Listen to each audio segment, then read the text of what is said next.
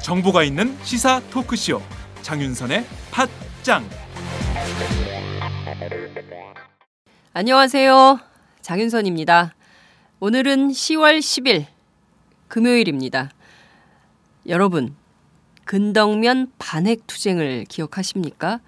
핵발전소 건설 반대를 걸고 무려 21년째 투쟁하고 있는 인구 7만의 작은 도시 삼척 사람들 이야기입니다.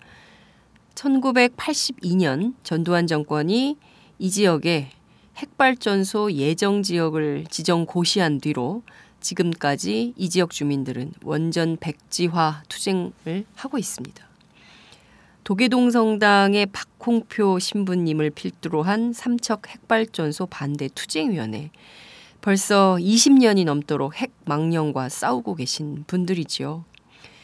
그런데 바로 어제 이 지역 삼척에서 이변이 벌어졌습니다.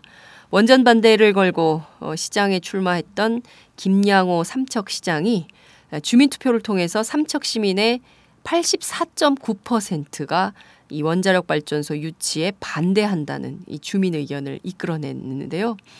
삼척이 탈핵운동의 구심이 됐다, 이런 평가가 벌써부터 나오고 있습니다.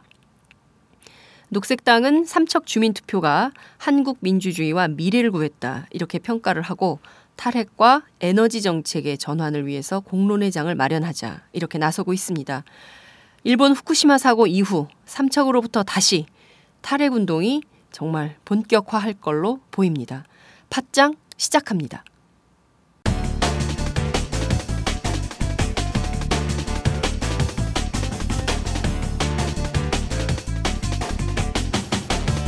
장윤선의 팟짱.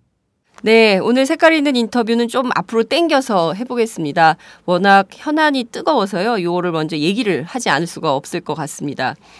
강원도 삼척 원자력 발전소 유치를 두고 실시된 주민투표에서 삼척 시민의 84.9%가 반대 의사를 밝혔습니다. 원전 유치를 주장했던 전임 시장, 그리고 정부가 주민 서명부를 근거로 해서 삼척 시민의 96.9%가 찬성하고 있다. 그러니까 원전 건설에는 문제가 없다, 이렇게 주장을 했지만 결과적으로 어제의 주민투표로 완전히 달라지게 됐습니다. 팟짱은 그동안 오랫동안 삼척에서 원전 건설 반대 운동을 해오신 재선의 이광우 삼척시의원을 모셨습니다. 이 의원님을 만나서 자세한 소식을 나눠보도록 하겠습니다. 이 의원님 나와 계신가요? 예, 안녕하세요. 저 이광우 의원입니다. 네, 의원님, 어제 최종 개표가 상당히 늦게까지 진행된 걸로 알고 있는데요. 밤새 좀 잠은 주무셨어요?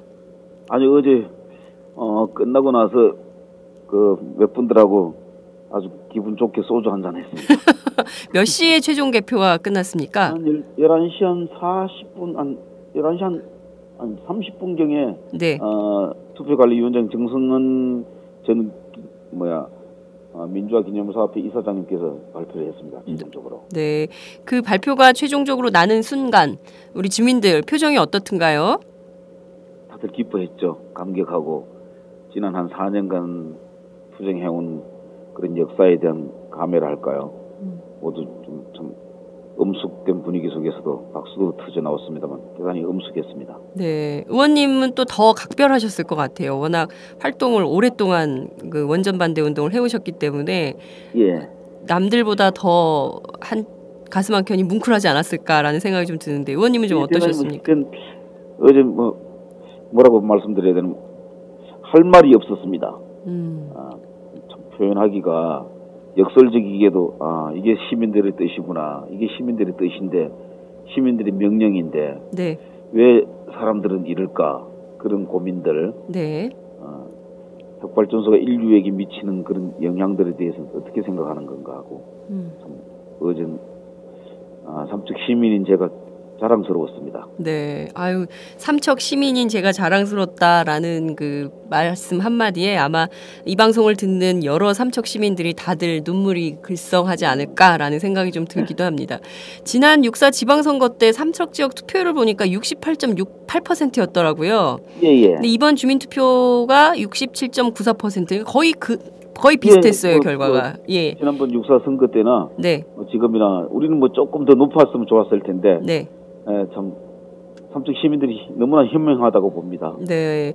이 결과는 좀 어떻게 분석을 하고 계시나요? 예, 뭐 절대적으로 이번 투표는 뭐 공직선거법에 의한 투표가 아니니까. 네. 너무나 자연스럽게 이루어졌고 또 그 찬성률이. 네. 어떻게 보면 다른 분들이 보시면은 15%에 가까운 찬성률이 높네 이렇게 보시거든요. 네.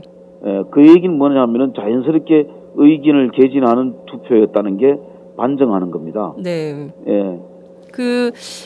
굉장히 저는 15% 정도가 찬성한다는 게 놀랍다라고 말씀을 하시지만 84.9% 되는, 그러니까 무려 85%의 주민들이 반대 의사를 밝힌 거예요. 원전 유치 절대 안 된다. 예, 맞습니다. 예. 그런데 과거의 그 전임 시장 그리고 정부는 왜 96.69%가 찬성하고 있다라고 얘기를 하고 다녔을까요?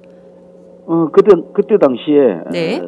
삼척시장과 삼척시의회가 삼척 시민들에게 주민 수용성에 관해서는 신청하고 난 이후에 네. 반드시 주민 투표를 하겠다는 걸 약속했는데 그 약속을 뒤엎기 위해 가지고 일종의 진짜 엉터리 서명부죠. 뭐 가짜 서명부도 될 수가 있는데 네. 삼척 시민들에게 그 통반장하고 공무원들을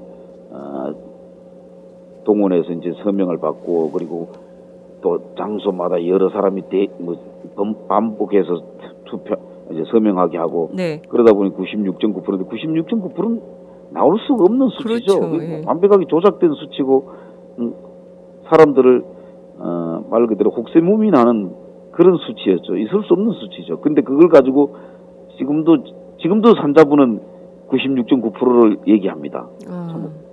민주주의 사회에서 있을 수 없는 얘기죠. 네. 어찌됐든 이번에 주민투표 결과가 이렇게 나왔기 때문에 그러면 앞으로 삼척의 원전은 못 들어온다. 이렇게 볼 수 있을까요? 글쎄요. 그렇게 뭐 확정적으로 네.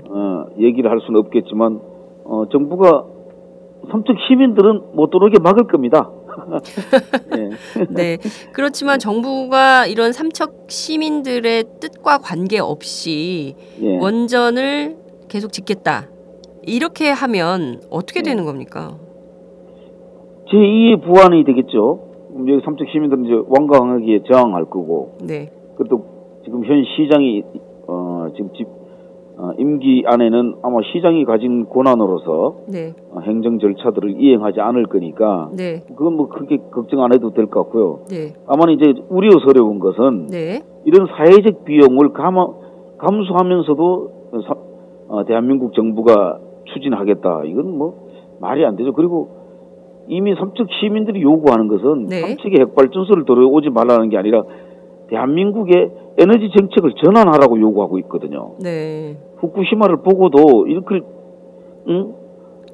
계속 진행한다는 게 전혀 도움이 되지 않는다. 네. 예, 그런 거죠. 네. 제2의 부안 핵폐기장 반대 운동이 될 것이다. 그때 당시에 굉장히 막 저는 뭐 생각만 해도 좀 막 가슴이 아픈데요. 예. 만약에 삼척이 제2의 부안이 된다면 그 또한 정말 어마어마한 사회적 비용이 들 수밖에 없는 상황이 된다라고 볼 수 있을 것 같은데요.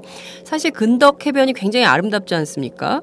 예, 대단히 아름답죠. 예, 그 아름다운 해변에 핵폐기장을 짓겠다는 발상 자체를 어떻게 이해를 해야 되나 싶은 생각이 좀 드는데 전국의 뭐 제주도 마찬가지고요. 강정 그 아름다운 해변에 그 군부대 해군 기지를 만든다는 발상, 또 근덕에 원전을 짓겠다는 발상, 이런 발상에 대해서 정치인의 한 사람으로서 좀 어떻게 생각하세요? 정말 자연은 그 자리에 있을 때가 아름다운 건데 그걸 지역 주민들이 그렇게 반대하고 여기 꼭 그걸 추진해야 되느냐. 정말 전 국민이 동의할 수 있는 그런 공론화되는 과정들을 거치지 않고 그냥 일방적으로 국가의 이익이 되는지 안 되는지를 그냥 따지지도 않고 그냥 요즘 뭐 마피아 얘기들을 많이 하는데 관피아니 관피아니 교피아니 이런 말을 하는데 진짜 마피아들을 위한 이런 정책들 네. 국가 정책에 의해서 벌어지는 일종의 국가 폭력들이거든요. 그렇죠. 그걸 정말 정치하시는 분들이 뒤돌아서서 정말 자기 입장에서 생각해 보면은 그렇게 못할 거라고 봅니다. 네. 알겠습니다. 이번 주민투표로 또 그 전부터 그렇긴 합니다만 어쨌든 이번에 삼척이 한국 반핵운동 역사에서 굉장히 특별한 도시가 됐어요. 예. 일각에서는 삼척이 탈핵의 구심점으로 떠올랐다 이런 평가를 하기도 하는데요. 지역 활동가이시기도 하시고 또 지역의 시의원으로 활동도 하고 계시는데 이 삼척이 반핵운동에서 좀 어떤 역할을 앞으로 하게 될 거다 이렇게 전망을 좀 하십니까? 예, 지금 삼척이 이미 핵과 관련해 가지고 두 번의 싸움에서 승리했듯이 네. 이번 싸움도 이번은 대단히 더 큰 의미가 있습니다. 후쿠시마 이후에 네. 전 인류 전 세계가 바라보는 핵발전소의 문제점들을 다 알고 있거든요. 교훈을. 네. 안전하지 않다. 그렇죠. 삼척 시민들이 거기에 대한 교훈을 얻고 싸우고 있는데 반드시 대한민국의 국가 에너지 정책을 바꿔낼 거라고 봅니다. 네.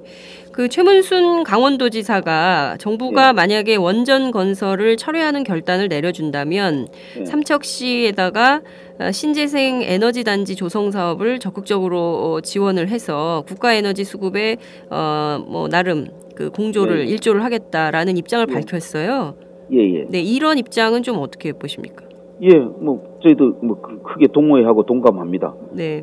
지금 이제 핵발전소를 짓겠다는 그 부지가 네. 실제로는 이제 전 시장에 의해서 소방방재 산업을 추진하다가 실패한 곳이거든요. 아, 그래요? 예, 거기에 이제 김양호 시장도 공약을 신재생 에너지 산업단지를 만들겠다. 네. 그걸 관광지화하겠다. 아예. 네. 이제 그런 공약을 내놨는데 최문순 강원도지사께서 하시는 말씀에 대해서 전적으로 공감하고 또 당연히 또 그렇게 해나가야 된다고 봅니다. 네, 소위 개발론자들은 원전이 들어와야 장사도 잘 되고 지역 경제가 활성화된다 이런 주장을 펴기도 하지 않습니까? 예. 그런 주장에 대해서 이제 주민들이 그것은 아니다라고 반대 입장을 분명히 한 걸로 보이는데요.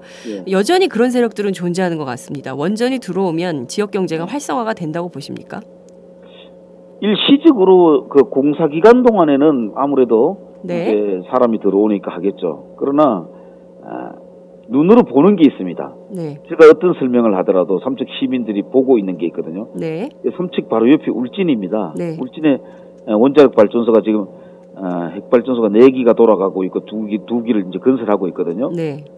울진을 보면은 과연 울진이 잘 살고 있는 건가? 삼척 시민들 다 압니다. 어떤 식으로 변해가고 있다는 게 전혀 도움이 되지 않는다. 예. 그리고 잠시 도움이 됐다 하더라도 아주 긴 기간을 보거나 총액적으로 보면은 국가 지원금이니 뭐니 그걸 다 따진다 하더라도 지가 하락이라든가 브랜드 가치의 하락이라든가 미래 세대에 대한 부담 이런 거 따지면은 전혀 도움이 되지 않는다는 걸 삼척 시민들 너무나 잘 알고 있습니다. 네. 알겠습니다.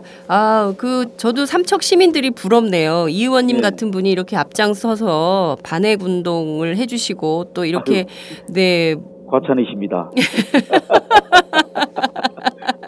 네. 그래도 좋으시죠? 예. 기쁩니다. 네. 정말 부럽습니다. 삼척의 그 아름다운 바다, 자연 광경을 잘 지켜주시기 바랍니다. 네. 고맙습니다. 혹시라도 정부에서 힘으로 완력으로 밀어붙이려고 할 때 제일 앞장서서 막아주시기 바랍니다. 예, 그럴 겁니다. 네, 감사합니다, 의원님. 예, 고맙습니다. 네, 지금까지 삼척의 이광우 시의원을 만나봤습니다.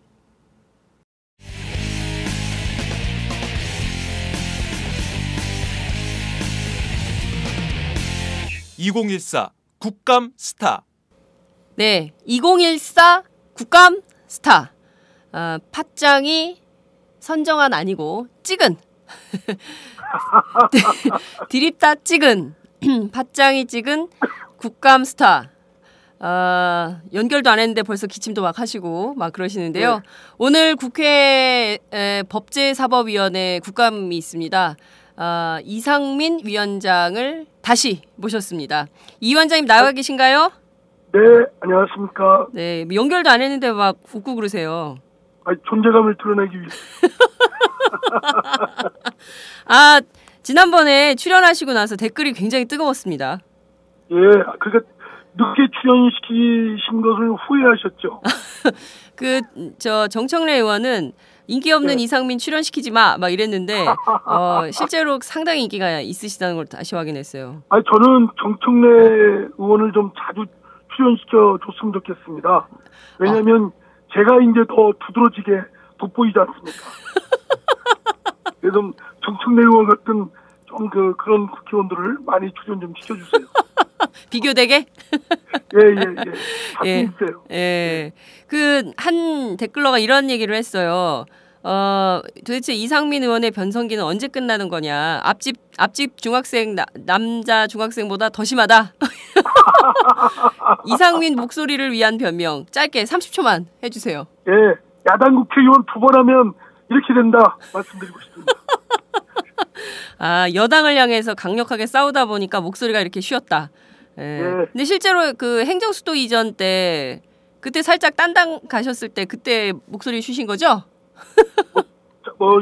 잠깐 그런 얘기를 또 하십니까? 근데 하여튼 일단 하시니까 철새 할 때 그래도 야당 목소리 내면서 정말 엄동설안에 소리 질고 다니다 보니까 이렇게 목소리가 이렇게 됐습니다. 그러게요. 그때 그때 잠깐 공천도 떨어졌지. 또 쫓겨났지. 또 철새도 됐지. 또 핍박도 받지. 그러다 보니. 철새 이상민 국회 법사위원장까지 됐으니까요. 이제 진짜 세상이 많이 바뀌었습니다. 지금. 네, 곧장 현안으로 들어가도록 하겠습니다. 예. 네. 아니 아까 저 어디냐고 묻는다고 하시지 않으셨어요? 너무 사담이 길어가지고 곧장 들어가려고. 알겠습니다. 의원님 근데 지금 어디 계시다고요? 지금 서울역에서 내려서 지금 국회에 들어갑니다. 오늘 바빠 죽겠는데 그냥 당에서 오늘 당무위원회를 한다고 9시까지 오래요. 근데 잠깐만 의결 정족수만 채워주고 가라고 막 그러길래 제가 의결 정족수만 채워줄 그 정도밖에 안 되냐 내가 뭐라고 그랬죠. 네, 머리수 채워주러 가시는 거. 반성해야 됩니다. 예. 아니 근데 저 국회의원 가운데 제가 보기에 유일하게 기차 타고 통근하시는 의원님 같으세요. 택시로 이동하시고 서울 시내에서는. 네, 관용차를 잘 안 쓰시는. 훌륭하죠. 그렇다고 평가를 일단 하면서 시작을 할게요. 오마이뉴스에서 좀 기획 기사를 써주세요. 예. 현안으로 바로 들어갈게요, 의원님. 예. 어제 밤에 뜨거운 뉴스가 나왔는데 육군 현역 사단장이 성추행 혐의로 긴급 체포가 됐어요. 어떻게 보십니까? 진짜 어떻게 봐야 됩니까? 이거 진짜 세상에 전직 국회의장, 현 국회의원, 또 검사, 판사, 군도 사단장, 하여튼 갈 때까지 가자는 건지 별걸 다 봅니다, 정말. 네. 이게 한 남성의 표준화를 시도하는 건지, 아니면 정말 좀비들처럼 막 이렇게 나서니까, 저도 같은 남자지만 아무리 이해한다고 해도 이해가 되지 않습니다. 이해가. 군의 기강이 사실 이런 거를 볼 때 군의 기강이 무너졌다. 군기가 빠졌다. 그때 이런 때 이런 걸 쓰는 게 아닌가 싶은데요. 군 안에서 어떻게 이런 일이 벌어질 수 있는지. 그러니까 저도 자세한 내막은 잘 모르겠습니다만. 어쨌든 사단장이 여직원을 어쩌고 했다는 게 심야에 뉴스에 참 볼 때 이게 무슨 에로 드라마 보는 것도 아니고 테이프 보는 것도 아니고 참 깜깜합니다. 정말 한국 사회가 너무 심각한데 특히 군 사회가 아주 정말 망가질 대로 최대한 망가지고 있는 상황이 아닌가 싶은데요. 근데 참 군도 비판받아야 되겠지만요. 전직 국회의장께서도 꼭 질렀다는 말씀하셨고, 또 현직 국회의원들도 하여튼 연애절에 이런 저기들이 많았지 않습니까? 또 검사, 판사, 어쩌면 사회에서 대접받고 많은 혜택을 누리고 있는 그 부류들, 네. 뭐 저를 포함해서 네. 이런 사람들의 진짜 일대 저 국민들이 회초리가 좀 필요하다고 생각됩니다. 제가 보기에는 다 묶어서 성폭력 상담소에 가서 성교육을 다시 받으셔야 될 것 같아. 네, 제가 볼 때 그럴 것 같습니다. 한 3개월 집어넣어가지고요. 하여튼 뭔가 내 청소를 시키든지 해야 될 것 같아요. 예, 이런 사건들 그냥 넘길 수 없으니까 오늘 국감에서도 세게 좀 얘기가 될 것 같은데요. 오늘 군사법원 국감이 있어요. 네, 그렇습니다. 네, 의원님 계속 군사법제도 개혁 얘기하셨는데 오늘 그렇습니다. 지금 여전히 군대 내에서는 윤일병 사건 등 이런 군대 내에서 구타, 폭행, 뭐 또 가혹행위 얼마나 더 때렸으면 맞아서 죽는 사건이 날 정도 아니겠습니까? 네. 그리고 의문사 사건도 많이 생기고요. 이런 네. 것들에 대해서는 그 진상이 그대로 철저히 밝혀지고 그에 따라서 책임도 묻고 대책이 마련돼야 되는데 네. 이것들이 쉬쉬하고 축소 은폐되고 있습니다. 네. 그 근본 원인이 부대지휘관, 말하자면 사단장 이런 사람들이 모든 권한을 수사권이나 기소권, 재판권을 장악하고 있고 네. 그런 것들을 하고 있기 때문에 이런 일들이 벌어지고 있는데요. 하여튼 시급하게 군대 내 사법제도가 일대 혁신이 개혁이 돼야 된다고 생각합니다. 네.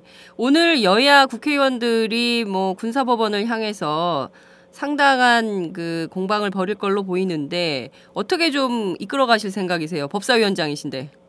강력히 이끌어가야죠. 아마 분명히 이제 장관이나 네. 참모총장 이런 분들은 두리뭉실하게 답변할 텐데요. 네. 아주 확고하게 아주 넉다운을 시켜버릴 생각입니다. 넉다운. 왜냐하면 저하고 이렇게 만나서 장관이나 총장이 말씀하실 때는 사법개혁을 금방 할 것처럼 하시고 돌아가는데 네. 나중에 돌아가서 보도를 들어보면 완전 말짱 도루묵이에요. 말짱 도루묵. 예. 그래서 그때 얘기했던 얘기는 완전히 잊어버리고 완전히 옛날 지금 그냥 그대로 유지하겠다. 네. 뭐 군대의 특수성상 어쩌고 저쩌고 하는데 이런 계속 앵무새 같은 얘기하는데요. 네. 그런 얘기가 나오지 못하도록 아주 확고한 약속을 받아낼 생각입니다. 네, 알겠습니다. 오늘 그 군사법원 국감이 상당히 뜨거워질 것 같다는 예감이 벌써부터 들고 있는데요. 안 되면 제가 위원장석에서 나와서 그냥 직접 질의를 하시게. 바꿔가지고 할 생각입니다. 저기 코치가 이렇게 보는데 선수들이 현찰이면 코치가 링 안으로 뛰어들어야죠. 아, 코치가 링 안으로 확 뛰어들어가지고 직접 질의도 하시겠다 이런 의지를 밝히고 계시는데요. 평상시에 계속 특히 이번에 군사법원 폐지를 주장을 하셨잖아요. 네네. 네, 오늘도 군사법원 폐지에 대한 얘기가 나올까요? 당연히 그렇겠죠. 네. 그래서 저가 낸 법안은 좀 그래도 군을 좀 생각해서 네. 절충형으로 지금 부대지휘관에 소속되어 있는 군사법원이나 군검찰 이런 조직들 권한들을 국방부 장관에게 옮겨놓음으로써 조금이라도 좀 완화시키려고 하는데 네. 그거조차도 말 안 들으니까 이제는 아주 그냥 해야죠. 폐지해야죠. 네, 알겠습니다. 이 군사법원 폐지하겠다 이러면 군 당국이 로비도 상당히 할 것 같은데요. 로비 안 들어왔어요? 예, 저는 생긴 게 그래서인지 로비 물론 있으면 앞으로 또 보면 또 이렇게 흔들릴 텐데 네. 흔들리지 않도록 저도 마음을 단단히 먹을 거고요. 네. 분명히 지난 2007년도 군사법 개혁을 똑같이 할 때도 엄청 군에서 로비했습니다. 네. 당시 이제 한나라당 의원들한테도 로비하고 이렇게 되면 국방이 무너진다. 이런 말도 안 되는 논리로 해서 그 의원들이 넘어가가지고 입법을 못했는데요. 네. 이번에는 하여튼 저도 마음을 단단히 먹고 다른 의원님들께도 하여튼 단단히 먹고 우리가 관철시키자고 독려할 생각입니다. 네, 뭔가 변화가 시작될지 안 될지 정말 지켜보도록 하겠습니다. 네. 의원님, 2014년 국정감사 이상민의 한방은 땡땡땡이다. 뭘까요? 박근혜 대통령의 레이저 광선이 아니고 네. 국민의 눈빛이다. 이렇게 말씀드리겠습니다. 국민의 눈빛이 가는 곳은 네. 이상민 국회의원이 모두 샅샅이 나선다. 별로 안 와닿아요. 근데 제가 말씀드리면서도 좀 공허한데 제가 굉장히 준비한 건데. 좀 센 걸로 같기도 하고. 예? 좀 센 걸로 준비해야지, 의원님. 아니 그러니까 저기 뭐 좀 조금 뭐 정치인 냄새가 너무 나네. 제가 볼 때니까. 네, 솔직하셔서 좋습니다. 예, 의원님 끝으로 한 말씀 부탁드립니다. 예, 하여튼 국정감사가 뭐 돌속부실이니 어쩌니 말들 많지만 그 국정감사를 바라지 않는 그런 부류들의 얘기고요. 네. 돌속부실에도 필요합니다. 꼭 하고 짚을 거 짚고 또 따질 거 따지고 또 정신 차리게 할 건 하겠습니다. 네. 오늘 군사법 이것도 이 말씀도 꼭 정치인 같은 말씀이라 이것 좀 네. 제가 공허하게 들리네요. 예. 하여튼 반성하고 하여튼 행동으로 보이겠습니다. 네, 오늘 뭐 국방부 장관 등등 뭐 많은 사람이 그 출석을 할 걸로 보이는데요. 이분들 예, 국회의원들이 넉다운 시키겠다는 그 자세, 그 관철시키기를 꼭 바랍니다. 예, 그렇게 하겠습니다. 네. 지켜봐 주십시오. 감사합니다. 감사합니다. 네, 지금까지 이상민 위원장이셨습니다.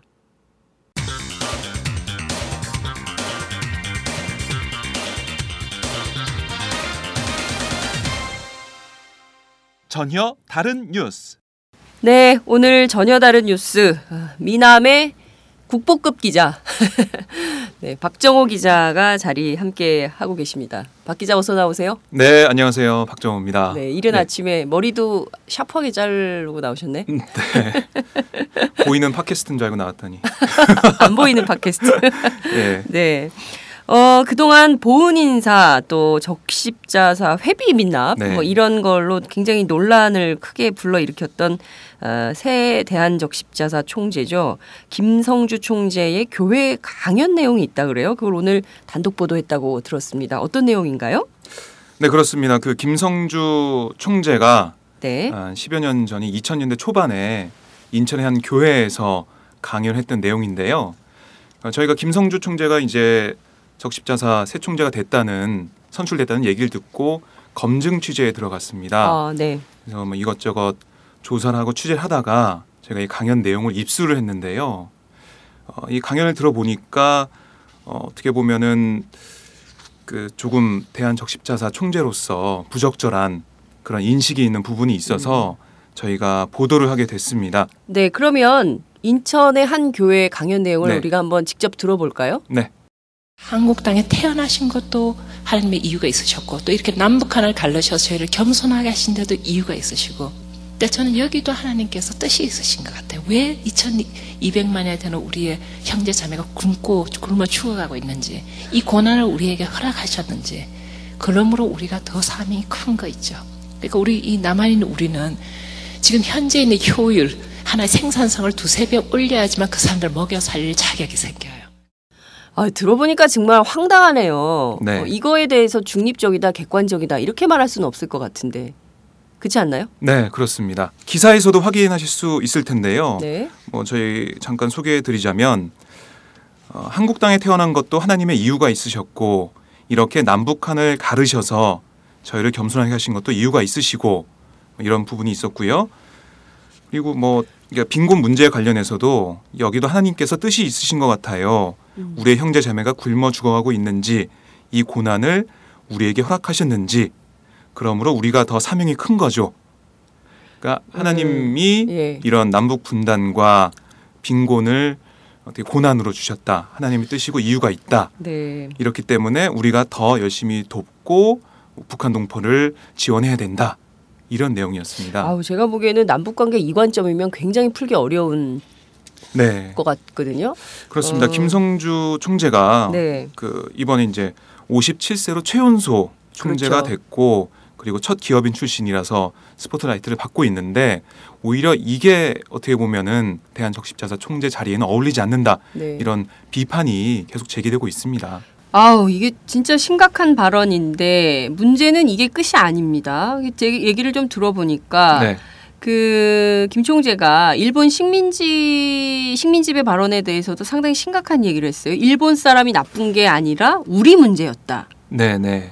그리고 일본을 보고 그 많은 청년들은 굉장히 무서워한다. 왜냐하면 우리가 옛날에 식민지여서 우리 일본 사람이 나쁜 게 아니라 우리의 문제. 어떻게 이런 얘기를 할 수 있을지 의문이 좀 드는데요. 실제 현장에서 어떤 얘기를 했는지 구체적으로 확인을 좀 해볼까요? 일단 한번 들어보시겠습니다. 일본을 보고 많은 청년들은 굉장히 무서워해요. 많은 또 분들이. 왜냐하면 옛날에 우리가 식민지여서 여러분 일본 사람이 나쁜 게 아니라 우리의 문제였거든요. 외국 신문을 읽어보면 맨날 나는 게 뭐 북핵 문제 요새 다시 나오죠. 북한이 어떻다 미사일 쏘았다. 아니면 뭐 어떤 공무원이 몇 천억 해먹고 대통령이 5천억 해먹고 붙잡혀 들어갔다. 아니면 뭐 위안부 할머니들이 뭐 일본 대사관 앞에서 데모한다. 이런 굉장히 부정적인 것만 나니까.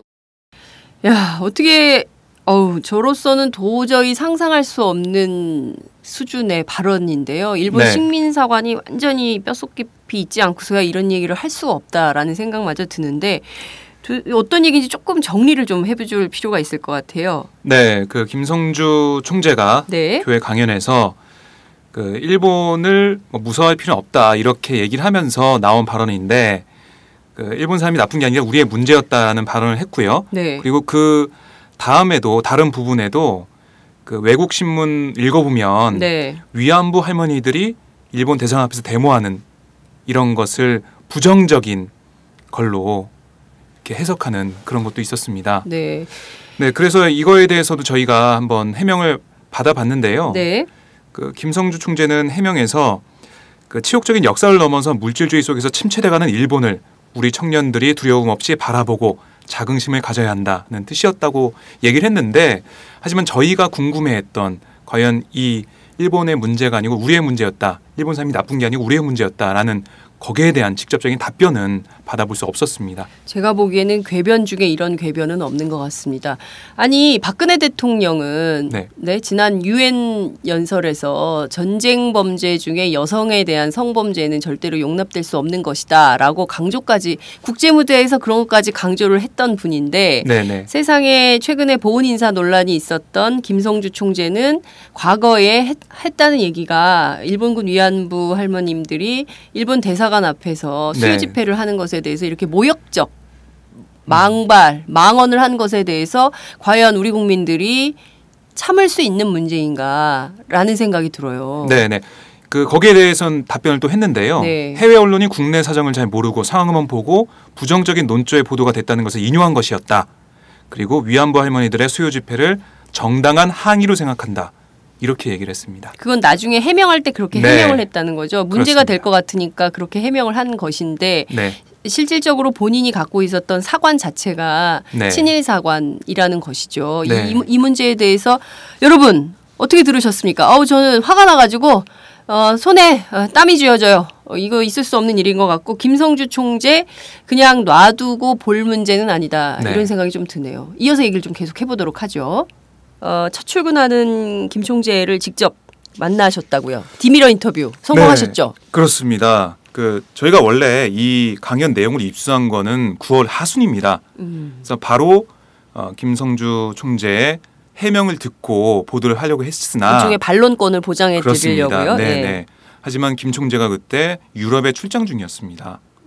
그래서 그 김성주 총재가 이제 회장으로 있는 그 기업인 성주그룹 그쪽 비서실과 홍보실을 통해서 어떻게 연락할 수 있느냐 아니면은 언제 들어오느냐 계속 물어봤는데 정확한 답변을 주지 않았습니다. 그래서 7일에 귀국한다는 건 알고 있었지만 정확한 편명과 귀국 시간을 계속 얘기해 주지 않았고요. 그래서 저희가 대한적십자사로 다시 확인해 본 결과 취임식은 16일이지만 8일에 첫 출근한다.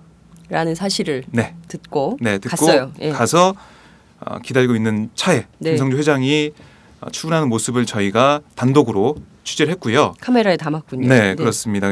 직접 앞에 가서 물어봤습니다. 이런 발언이 있는데 어떻게 생각하시냐? 이런 취지로 보인다. 그랬더니 김 총재는 전혀 그렇지 않다. 그렇게 말하지 않았고 그런 말 자체를 한 적이 없다라고 부인을 하던가요? 맨 처음에 부인했습니다.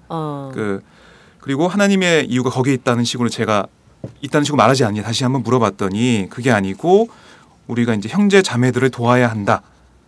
북한 동포를 도와야 한다. 이런 취지의 말이었다라고 대답을 했습니다. 그리고 이제 엘리베이터 타고 위쪽으로 올라갔는데요. 저희가 이 상황에서 이 정도 해명을 듣고 보도는 또 할 수 있었겠지만 하지만 저희는 정확히 다시 짚고 싶었습니다. 그래서 다시 한번 서면 질의를 보내서 네. 서면 답변을 기다리게 됐죠. 네. 첫 번째로 본인의 발언을 네. 그런 발언을 한 적이 없다라고 한 것 자체가 좀 거짓 해명 논란을 일으킬 수도 있는 대목이라고 보시나요? 그럴 수도 있을 것 같고 왜냐하면 제가 2000년대 초반 인천의 교회에서 강연한 내용 그 물어본다고 그때 네. 강연하신 거 맞죠? 했는데 물어봤는데 네 맞습니다 이렇게 대답을 맨 처음에 했습니다. 그래서 강연 내용을 기억하는 줄 알고 다시 한번 질문했는데 뭐 그런 말 한 적 없다라고 해명을 했고 그래서 저희가 이제 서면 질의를 한 이유가 나중에 오래돼서 기억이 나지 않는 부분이기 때문에 그렇게 대답한 거다. 이렇게 다시 한번 빠져나갈 수 있는 그런 부분을 만들기는 저희가 원치 않아서 다시 네. 한번 정확히 질의를 하게 된 거죠. 서면 답변은 왔어요? 네, 저희가 답변을 그날 오후에 보냈는데요. 네. 밤 늦게 도착을 했습니다. 뭐라고 왔어요? 서면 답변 내용을 소개를 좀 해드릴게요. 네. 그 김성주 총재는 그 당시 이제 뭐 기억하는데 한계가 있었다. 먼저 이렇게 얘기를 하고요. 오래된 얘기이기 때문에 네. 한계가 있었고 자신은 북한에 대한 사명감과 책임감을 가지고 동포를 돕자는 취지였고 신앙인으로 교회 안에서 하는 발언으로 전체적인 맥락에서 이해해 주길 바란다. 대답을 했습니다. 전체적인 맥락이 이상한 거잖아요, 지금. 네. 그런 거 아닌가요?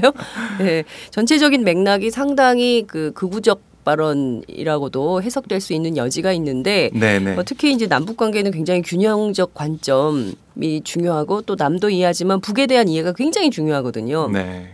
그런데 우리를 무슨 약간 깔보듯이 얘기하면서 북한에 대해서 저급한 인식을 갖고 있다고 한다면 이게 바람직한 남북 관계로 민간 차원에서 교류 확대를 확대시키는데 이분이 발판을 놓을지 아니면 오히려 방해가 될지 좀 걱정이 됩니다. 앞으로 김 총재 어떻게 대응할 걸로 보이세요? 네, 그 김성주 총재의 서면 답변을 보면요. 어떻게 대응할지 어떤 자세를 가질지가 나와 있습니다. 마지막에 앞으로 적십자 총재의 역할을 수행함에 있어서 국제 적십자사 운동 기본 원칙인 인도, 공평, 중립, 독립, 자발적, 봉사, 보편 이런 거에 따라서 인도주의 활동을 수행하겠다라고 대답했는데요. 좋은 말은 다 갖다 썼네요. 네, 그러니까 총재 자리에서 물러날 생각은 없고 앞으로 열심히 하겠다. 잘 봐달라. 이런 취지였습니다. 초반에 이런 문제가 지적되면 그 활동하는 도중에도 굉장히 문제가 거세게 제기될 걸로 보입니다. 아마 이게 하나가 아닐 거고요. 잇따라서 제기되는 문제가 상당히 많을 걸로 보이는데 우리 박 기자도 이 문제를 집중적으로 꾸준히 한번 관찰해 보시기 바랍니다.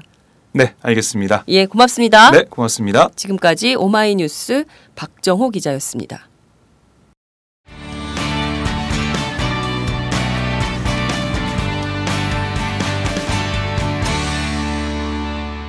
Evet sevgili dinleyiciler merhaba ben Enes Kaya. Şu anda Omay News dinliyorsunuz. Memnun oldum. Teşekkür ederim.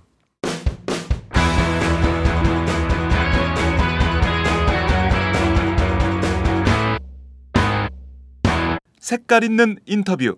자, 오늘은 금요일입니다. 주말이 있는 알흠다운 삶으로 여러분들을 초대하는 날이죠. 일주일 내내 정치 시사 관련 뉴스로 딱딱해진 여러분들의 귀를 말랑말랑하게 펴드리는 얘기가 펼쳐질 것 같습니다. 수식이 좀 길어도 다 들어주셔야 됩니다. 네, 주목하세요 여러분. 네, 한국말을 가장 잘하는 외국인.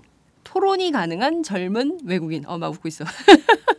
외국인 최초로 연기상을 받고 싶은 남자. 네, 5개 국어에 능통하다고 알려진 언어의 달인. 터키 유생 방송인 NS 카야 씨를 모셨습니다. 우! 네, 안녕하세요. 김유상 씨 더 세게 쳐야지. 다시. 감사합니다. 야, 벌써 이렇게 기분 좋게 시작하네요. 네, 감사합니다. 좋죠. 네. 좋네요. 네. 저희가 방송에 모토가 있어요. 살리고.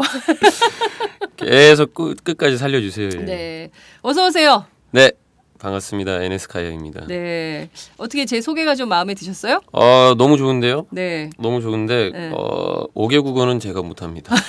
뭐야? 3개 반 정도는 가능한데 5개 국어는 좀 힘드네요. 3개 반? 네. 일단 해봅시다. 3개 반. 첫째, 터키어로 여러분 안녕하세요. 반갑습니다. 저는 지금 오마이뉴스에서 만드는 장윤선의 팟짱에 출연하고 있습니다. 너무 긴가? 아따 길어. 아따 길어. 참 짧게. 터키어 생각도 안 나는 터키어를 지금 기억도 안 나는 터키어를. 네. 자, 인사말. Evet sevgili dinleyiciler merhaba. Ben Enes Kaya. Şu anda Omay News'u dinliyorsunuz. Memnun oldum. Teşekkür ederim. 오, 뭔지 설명 통역해 주세요. 예, 시청자라고 얘기를 해야 되나요? 청취자. 예. 듣고 계신 여러분 일단 반갑습니다. NS카야입니다. 네. 현재 오마이뉴스를 듣고 계십니다. 감사합니다. 그런 말이군요. 그러면 다음 언어는? 다음 언어는 한국어죠. 지금 계속 하고 네, 있는 거고. 한국어. 그 다음은 이제 영어죠. 영어. 예. 그리고 반 정도 얘기했던 거는 제가 어렸을 때 우즈벡에 살아가지고. 예.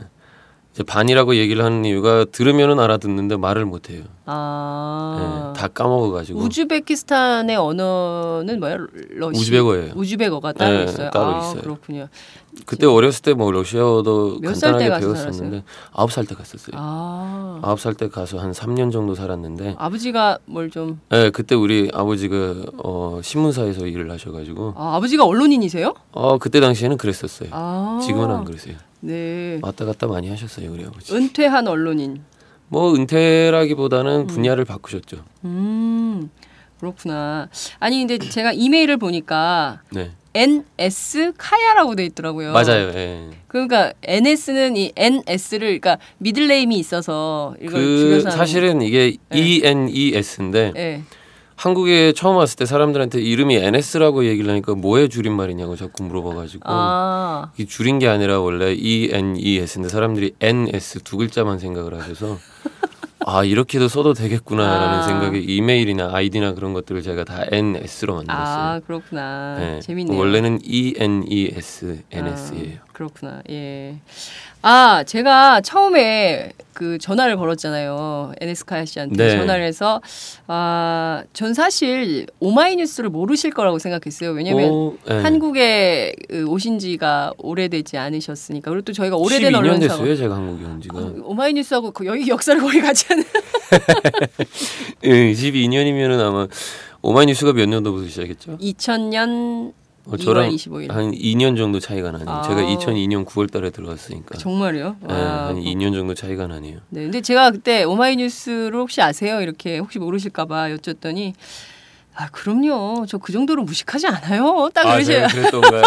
그래서 제가 2000년 대단하다. 장난 아니다. 이런 생각을 했어요. 오마이뉴스 어떻게 알게 되셨어요? 오마이뉴스는 그냥 뭐 온라인상으로 뉴스를 보고 그럴 때 거의 다 많이 올라오잖아요. 오마이뉴스가. 이렇게 사실은 녹음하고 그런 거 있는 줄은 몰랐어요. 네. 녹음하고 그런 거 있는 줄은 몰랐고 그냥 인터넷상으로 기사나 그런 것만 많이 봤었죠. 네. 이렇게 녹음하고 이런 방송 지난주부터 시작했어요. 그래요? 오래 안 됐어. 모를만해요. 모를만하네요. 네. 어디서 방송돼요 이거? 이거는 혹시 팟캐스트 들으세요? 팟캐스트 라디오. 예, 뭔지 알아요. 네, 팟캐스트에 지금 영상 찍고 있는 건 아니에요? 영상은 원래 없어요. 카메라 없죠? 없어요. 원래 카메라도 없어요. 장비가 없어. 이 정도면 뭐 양호하죠. 네, 웬만한 라디오 부스 못지 않죠. 그러게요. 네. 무슨 얘기하다 했지? 까먹었어. 오마이뉴스 아냐 모르냐 뭐 이러다가 들어왔던 것 같은데요. 네. 역시 말을 이끌어가네요. 맞아요. 예. 저는 오마이뉴스를 아는 이 젊은 청년이 텔레비전에서 가끔 비춰지는 모습이 굉장히 스마트하다. 라는 생각이 들었어요. 굉장히 한국적 현실을 너무 잘 알고 있고 한국어에 너무 능통하다 이런 생각이 들었는데 일단 토론이 가능한 젊은 외국인이라는 평가가 있는데 이런 평가는 좀 어떻게 정확하다 이렇게 보세요? 정확하다라고 보긴 보죠. 정확하다라고 볼 수는 있는데 네. 사실은 한국을 너무 잘 알고 있다 뭐 그런 걸 떠나서 터키하고 한국은 문화적으로 크게 차이는 나진 않아요. 그래요? 네, 그리고 터키 사람들도 말싸움이나 그런 걸 잘해가지고 한국 사람들하고 비슷하게 그래서 아마 NS카야가 토론이 가능하다라고 많이들 보실 텐데 뭐 터키에 있으면은 보통 하는 말들이 정치적인 얘기나 축구 얘기나 그런 것들을 친구끼리 만나면은 서로 주고받고 씹고 막 그런 것들을 많이 해서 씹고 예, 야 어떤 선수는 축구도 못하더라, 야 누구는 잘하더라, 뭐 이러면서 계속 그런 얘기들을 하다 보면 친구들끼리 대화를 할 때도 토론을 하게 되고 그래서 그런 상황들을 많이 겪어보면 이제 자동적으로 이렇게 토론적인 부분들이 좀 뭐라고 해야 되지, 이거를 발달이 된다라고 얘기를 해야 되나? 발달 맞죠. 네. 그래서 그런 것 같아요. 그리고 이제 뭐 한국에 12년을 살았으니까 웬만한 건 알고 있다고 저는 생각을 해요. 그리고 또 적응력이 좀 빨라서 예. 슬픈 현실이기도 해요. 사실은 너무 빨리 적응을 해가지고 우리나라를 지금 까먹게 생겼어요. 우리나라라고 하는 건 터키입니다. 아니 근데 저는 한국은 이렇게 그 유럽풍 문화가 아니잖아요. 그래서 그렇죠. 우리는 그 저 청소년들이 뭐 이렇게 토론식 수업을 하거나 요새 이제 뭐 혁신학교라고 해서 몇몇 학교에서 시범적으로 하지만 이렇게 토론이 익숙한 나라는 아니거든요. 근데 맞아요. 터키는 어때요? 터키는 토론을 되게 많이 해요.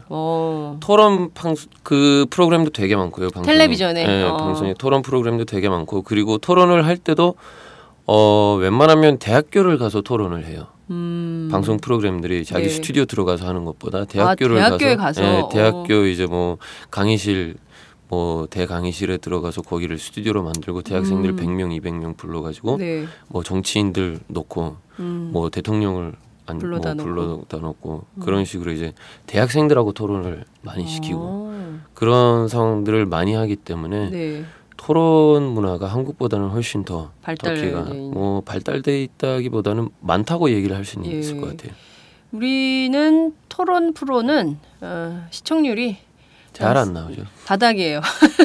우리는 예능 프로가 많아. 어떻게 보면은 그게 문화라고 뭐 얘기를 할 수 있을 것 같은데 한국은 뭐 윗사람 아랫사람 아주 정확하게 따지고 일단 위에서 얘기하는 대로 해야 되는 부분들도 사실이고 그래서 뭐 아빠 앞에서 아들이 어디 감히 입을 여냐라는 현실도 좀 강한 나라이고 그래서 우리는 뭐 식사할 때도 대화를 되게 많이 하고요. 뭐 아빠랑 아들이 생각도 많이 나눠 갖고 그런 일들이 많이 일어나기 때문에 그렇다고 뭐 자식이 아빠한테 부모한테 까불고 뭐 대들고 막 그렇지는 않아요. 그래서 뭐 선배 후배도 그만큼 많이 따지진 않고요. 일단 자기 생각이 있고 자기 뚜렷하게 그거를 얘기를 할 수 있는 그런 환경이라고 볼 수는 있어요. 터키를. 네. 얘기를 듣다 보니까 한국 살짝 권위적인가? 이런 생각이 들고 그에 비해서 터키는 살짝 평등주의가 있나? 뭐 이런 생각이 좀 들기도 하는데 여하튼 제가 터키를 못 가봤어요. 그래가지고 길게 얘기하기가 좀 딸려. 여기서 넘어가야 돼. 조만간 빨리 가셔야겠네요. 네, 조만간 터키 한번 갔다 와야 될 것 같아요. 근데 저는 지금 막 얘기를 들으면서 내가 과연 외국인하고 얘기하고 있나 한국 사람하고 얘기하고 있나 이런 착각이 들 정도로 외국인입니다. 정말 너무 한국말 잘하시는데 그 12년 되셨는데 그 처음에 한국에 와서 한국말 공부를 어떻게 시작을 하셨어요? 저는 사실은 한국에 가야 되겠다라고 생각을 하진 않았었어요. 우리 아빠가 어느 날 전화 와가지고 야 너 한국 유학 보낼까 이래가지고 그래 보내줘 이랬는데 10일 만에 비행기 태워주시더라고요. 10일 만에요? 네, 안 보내줄 줄 알고 그래 갈게라고 했는데 보내주시더라고. 한국이라는 나라를 알고 있었어요? 그때 고등학교 졸업하자마자 그때는 이제 2002년 월드컵 때였으니까 한국에서 월드컵 하는구나 뭐 이 정도를 알았고 그리고 뭐 6.25 전쟁 정도 뭐 형제 나라라고 부르는구나 뭐 이런 정도는 알았는데 사실은 아시아권 나라들은 거의 다 중국어랑 비슷하게 어려운 언어들을 쓸 거라고 우리가 상상을 많이 하기 때문에 한국어를 어떻게 배우냐라고 고민을 되게 많이 했었어요. 걱정도 되게 많이 했었고 그래서 한국에 도착하자마자 제일 처음으로 했던 게 이제 한국어 책을 제가 찾아가지고 제 글자가 몇 개 있는지 확인했었어요. 보니까 몇 개 없더라고요. 그래서 바로 그 자리에서 제가 혼자서 알파벳을 배웠고 한글을 배웠고 그 다음에 이제 어학당을 다니면서 1년 정도 어학 공부를 했죠. 제가. 어렵지 않았어요? 저는 되게 즐거웠어요. 한국에서 제일 재밌고 즐겁게 보냈던 시간들이 어학당 다녔을 때예요. 왜냐하면 모르겠어요. 그때 나이도 어리고 네. 좀 무식함에 용감함 그런 것도 좀 있었고 막 네. 들이대고 막 네. 말 걸고 네. 알든 모르든 신경 안 쓰고 무조건 사람들한테 말 걸고 그런 것들이 너무 재밌었어요. 저는. 아니 근데 공항에 처음에 딱 도착했는데 스멜이 상당히 한국말 거시기 알아요? 거시기? 거시기 알죠. 스멜이 거시기 했죠. 스멜이 거시기. 뭐 사실은 스멜 갖고 너무 힘든 적은 없는데 공항 도착하자마자 확실히 그 스멜은 났죠. 확실히 뭔가 포장마차 냄새? 김치만 냄새 나는 게 아니라 약간 마늘, 김치 모든 게 이렇게 혼합이 된 혼합이 된 혼합이 된 그런 냄새. 김치와 마늘과 된장찌개와 뭐 그렇죠, 여러 가지. 근데 그거는 전 세계 어딜 가나 자기만의 그런 스멜이 있어요. 맞아요. 터키도 가면 사람들이 고기 냄새 난다고 얘기를 하더라고요. 저는 모르겠는데 고기 냄새 난다고 얘기를 많이들 하시더라고요. 그렇구나. 근데 그 한국에 왔을 때 첫 인상은 좀 어땠어요? 이 나라 내가 살만하겠다. 아씨 이 스멜 가야 되겠다. 스멜 가지고 그런 건 생각한 아니고. 적은 없고 저는 딱 도착했을 때 공항에서 사실은 크게 뭐 생각 드는 건 없었고 공항 너무 깨끗하고 좋다라는 생각밖에 안 들었고 밖에 나가니까 그때 이제 9월 달이었는데 장마가 막 끝날 때쯤이어가지고 날씨가 되게 흐리고 습하고 막 그래서 죽는구나 이런 생각도 많이 했었고 근데 이제 이걸 여러 번 제가 말씀을 드렸는데 저희가 공항에서 택시를 탔었어요. 택시 기사분이 이제 혼자 오셨어요? 아니요, 저희 이제 한국에 이미 살고 있던 터키 선배랑 비행기에서 마주쳐가지고 그분이 이제 우리를 많이 도와주셨는데 그분이랑 같이 택시를 타고 이제 서울에 오는 길에 그분이 한국말이 되셨어요. 그래서 뭐 터키에서 왔다 형제 나라다 뭐 이런 얘기들을 하시니까 택시 기사님이 빵 꺼내주고 주스 꺼내주고 뭐 택시비 깎아주고 막 그런 것들을 너무 많이 하셔서 제대로 왔구나라는 생각을 그때부터 바로 제가 했었어요. 네, 그 한국에 처음 와서 음식 때문에 힘들어하는 사람들도 많은데 힘들었죠. 저도 한국에 처음 와서 거의 피시버거만 계속 먹었었고. 피시버거? 그게 뭐예요? 생선버거예요. 햄버거인데 생선 들어가 있는 거죠. 새우버거 이런 거? 그렇죠. 새우가 아니라 그때는 이제 버거왕이라는 브랜드에서 피쉬가 있었는데 피쉬버거가 있었는데 이제는 없어졌는데 그때 당시 굉장히 맛있었죠. 그래서 처음에는 제가 한국 음식 처음에 먹은 음식이 비빔밥이에요. 비빔밥. 근데 고사리 때문에 못 먹겠더라고요. 터키는 고사리 안 없어요. 먹어요. 고사리가 없어요? 없어요, 터키는. 이거 고생대 식물인데 왜 없어요. 우리는 고사리가 뭔지도 몰라요.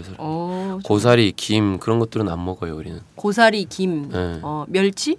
멸치도 잘 안 먹어요. 생선 말려가지고 먹진 않아요. 우리는. 생선을 말려서 먹지 않아요? 그러면 산채로 먹어요? 아니요, 구워서 먹죠. 구워서. 구워서 아니면 탕으로. 탕으로도 많이 먹진 않아요. 뭐 지역마다 조금씩 다른데 이제 흑해 지역에서는 생선이 많이 나오기 때문에. 흑해 지역. 그쪽 사람들은 뭐 탕으로 먹긴 하지만 그 외 지역들은 보통 구이로 먹죠.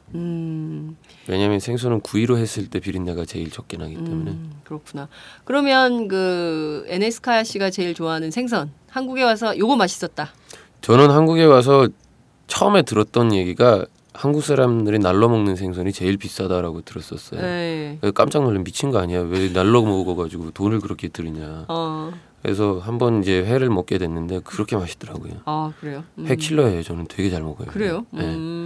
그래서 회가 되게 맛있고요. 장어구이가 되게 맛있어요. 장어구이? 네. 거기도 있어요? 터키는 장어구이가 없어요. 그렇구나. 있나?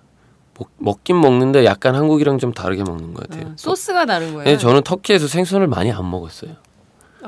왜냐하면 고기가 굉장히 다양하고 많기 때문에 중심이기 때문에 생선 요리는 그냥 생선만 파는 이제 생선집에 가서 한 번씩 먹기 하지만 생선보다는 고기 위주로 판매하는 레스토랑이나 식당들이 훨씬 많기 때문에 그렇구나. 고기를 많이 먹어요. 그 비빔밥에 얽힌 얘기도 있더라고요. 어떤 거요? 그 고속버스 터미널인가?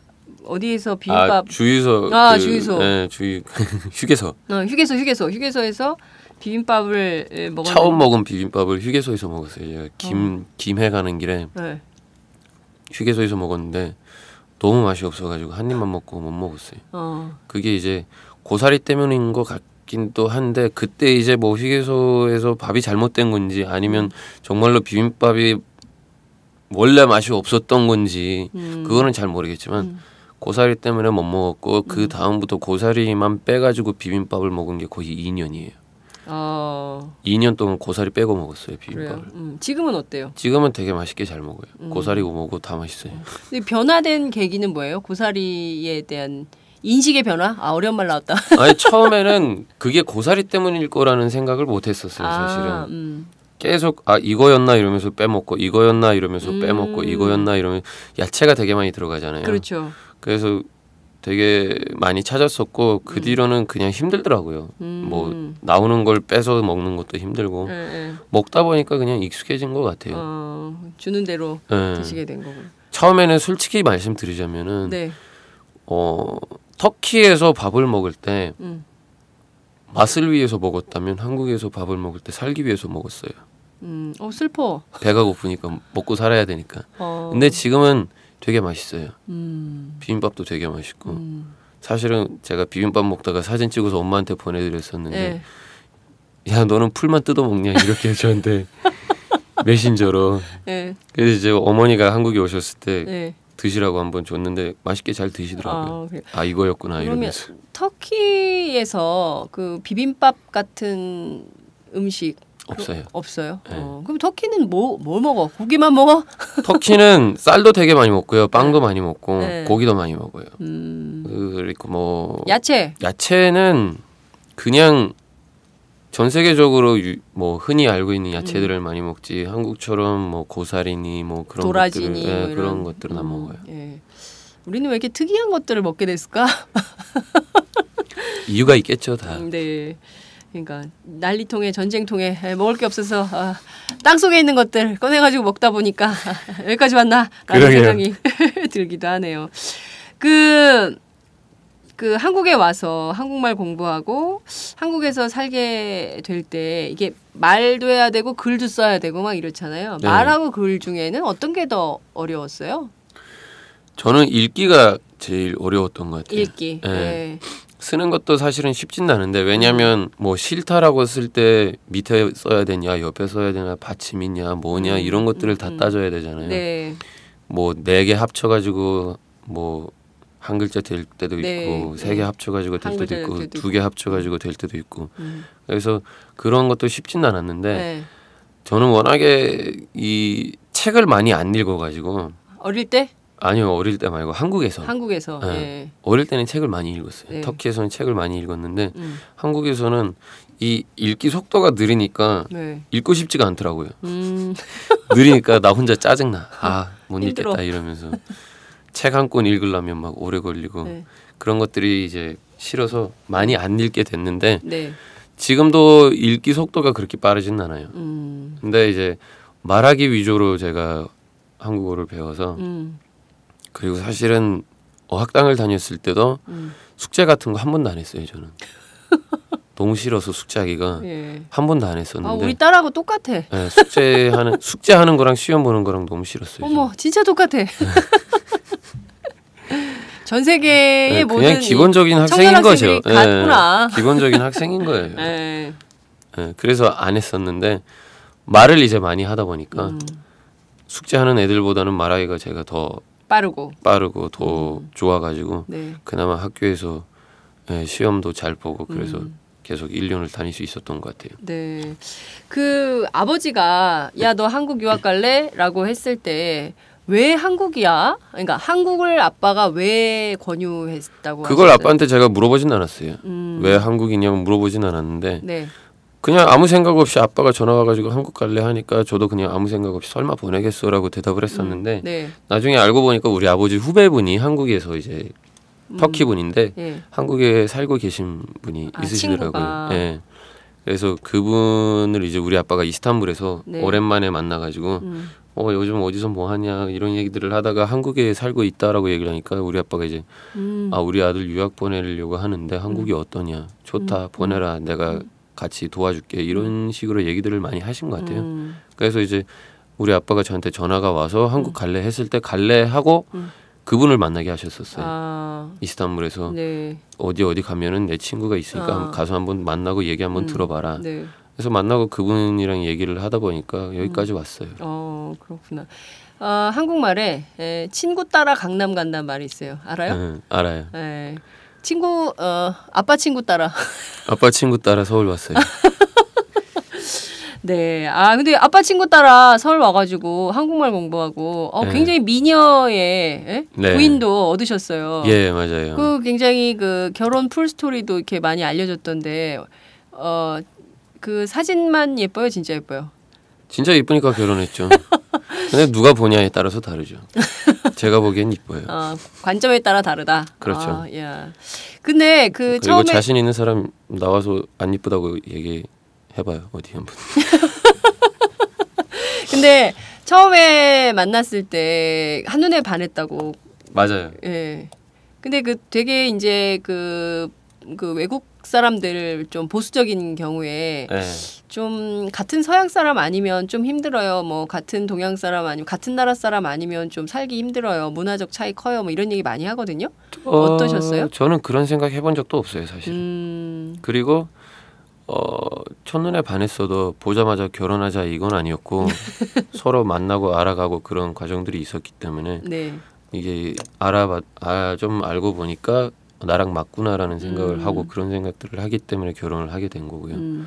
그리고 뭐 첫눈에 반하고 그런 것도 사실은 처음 봤을 때 제가 이제 만나자고 얘기를 한 건 사실이에요. 네. 그래서 문화적으로 터키랑 한국이랑 크게 차이 나진 않아요.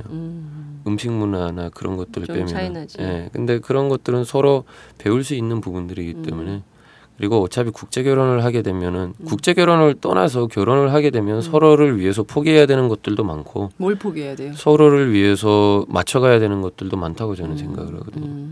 왜냐하면 30년 동안 혼자 살다가 앞으로 남은 인생을 같이 보낼 사람을 만났는데 네. 내 멋대로 살 수는 없거든요. 네.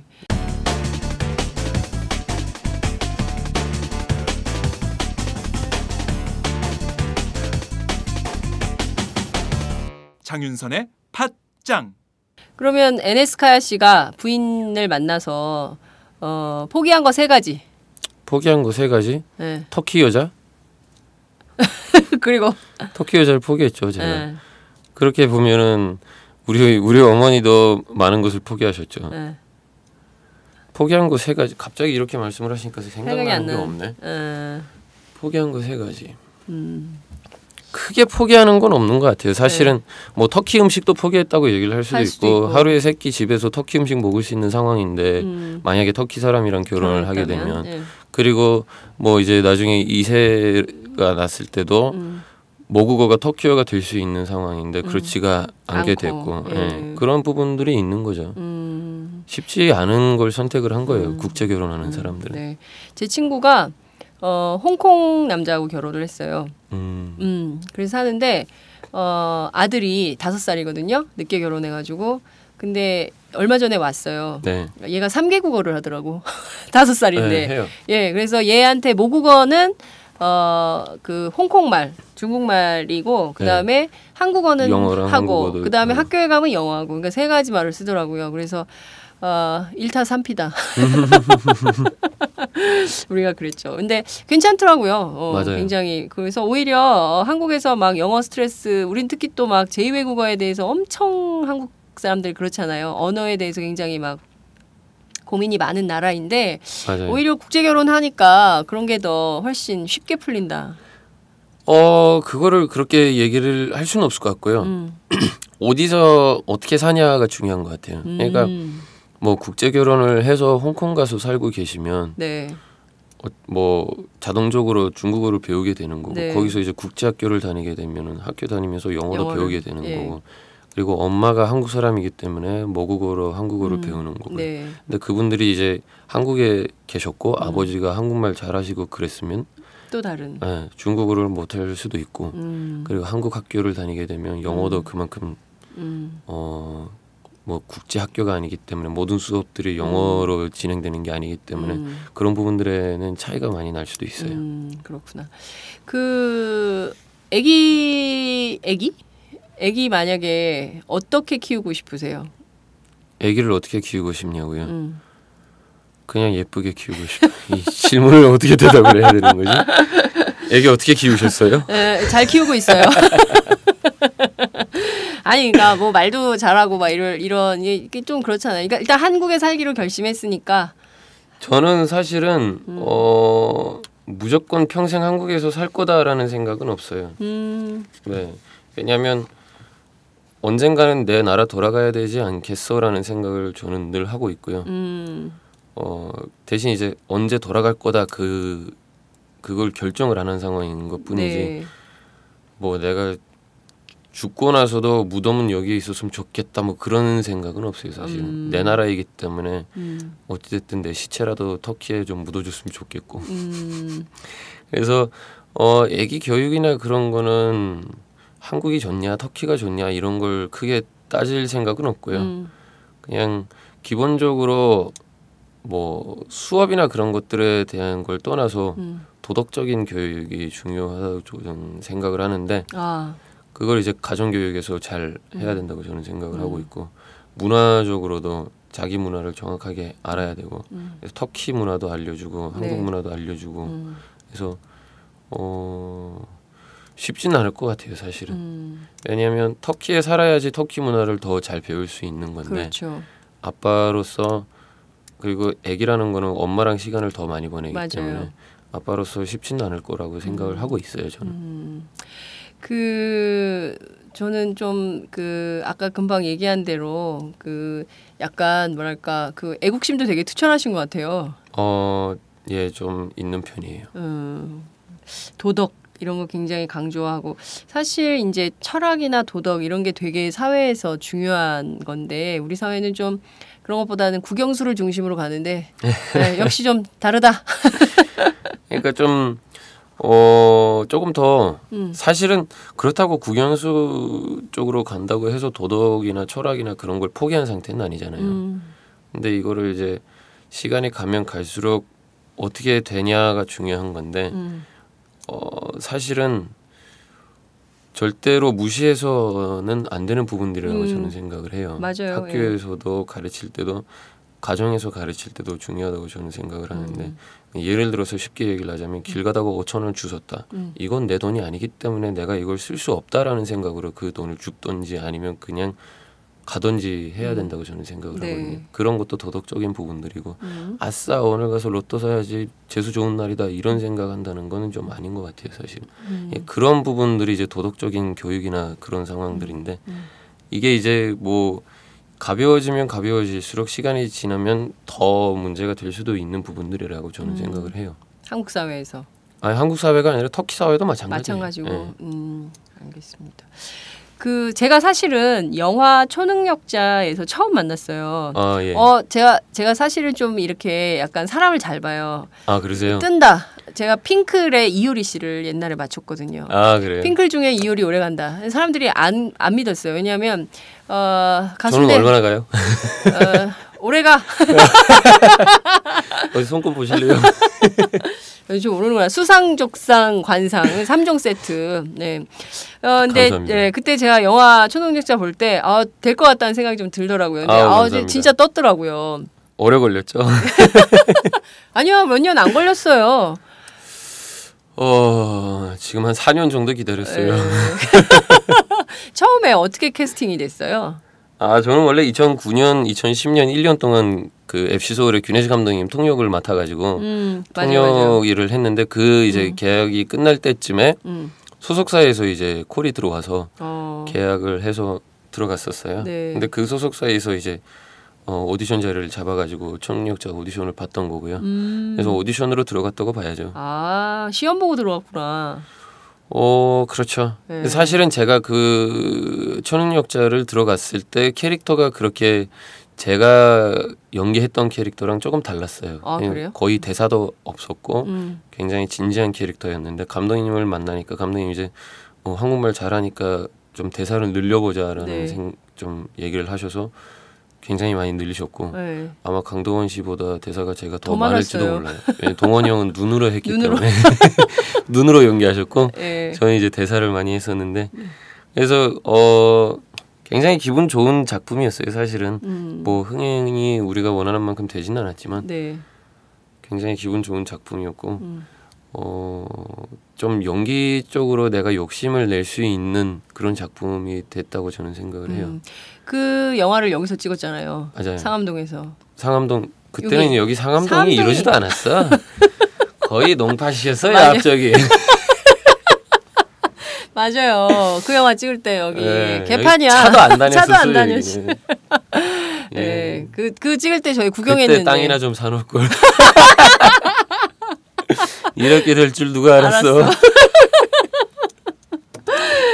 야, 역시 이 훌륭한 이 언어 감각이 정말 사람들의 이게 의표를 찌르는 대목이 확확 있네요. 비정상회담 얘기 저는 그거 볼 때마다 PD가 꼭 얘기를 좀 해달라 그래가지고. 아 그래요? 김희정 PD님. 네.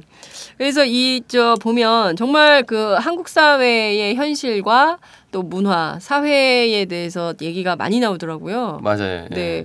저는 보면서 정말 우리가 앓고 있는 대목에 대해서도 좀 제3자의 시각으로, 외국인의 시각으로, 또 한국에 살고 있는 외국인의 시각으로 얘기를 굉장히 재미있게 잘 풀어간다. 그래서 가끔은 좀 아프기도 하더라고요.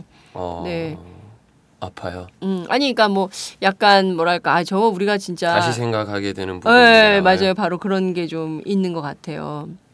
특히, 말씀하세요. 아니 특히 말씀하세요. 네, 그래서 저는 그 몇 개의 프로를 보면서 특히 이제 NS카야 씨가 이제 막 얘기를 쭉쭉 하잖아요. 그리고 또 그 미국인 타일러.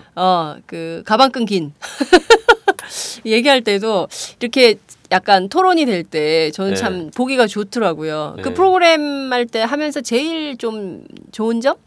제일 좋은 점. 사실은 제가 이 프로그램 처음에 연락 받았을 때도 이 외국인을 갖다가 토크쇼를 지금까지 많이들 트라이를 해봤기 때문에 이 정도 될 줄은 몰랐어요. 이 정도 잘 될 줄은 몰랐고 그래서 처음에 PD님 만났을 때도 PD님 이제 뭐 이렇게 다 같이 작가님들이랑 미팅을 했을 때도 이제 얘기 다 듣고 나서 PD님이 궁금한 거 있냐고 물어봤어요 저한테. 네. 그래서 저는 되게 거만하게 얼마 정도 갈 것 같아요?라고 얘기를 했어요. 정말 거만하다. 네, 이 프로그램 얼마 정도 갈 것 같아요?라고 얘기를 했어요. PD님 웃으면서 NS가 봤을 때 얼마 정도 갈 것 같아요?라고 저한테 물어보시더라고요. 그래서 그때도 제가 얘기를 했던 게 지금까지 이 외국인의 뭐 메인으로 해서 토크쇼가 많이 있었으니 그런 개념으로 가게 되면은 뭐 비슷하지 않을까. 근데 역시나 우리 PD님도 그렇고 작가님들도 그렇고 제작진이 정말로 일단 프로그램 자체를 되게 계획을 잘 하신 것 같고요. 지금까지 이렇게 토론을 하는 그런 프로그램이 한국에서 있지도 않았었고 없었어요. 거기다가 외국인을 이렇게 뭐 어떻게 보면 쓰면서 외국인을 앉혀놓고 토론을 한다는 것도 쉬운 일은 아니잖아요. 그래서 캐스팅 자체도 되게 잘 하셨다고 저는 생각을 해요.